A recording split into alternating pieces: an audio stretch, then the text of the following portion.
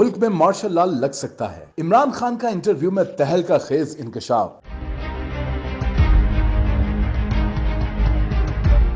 बरतानवी interview के दौरान साबिक वजीर आजम और चेयरमैन इमरान खान ने मुल्क की मौजूदा सियासी और मौशी सूरत हाल पर खुलकर बात की। इंटरव्यू के दौरान इमरान खान का कहना था कि मुल्क इस वक्त मार्शल लॉ की तरफ बढ़ रहा है। The worry right now is that we are heading towards martial law.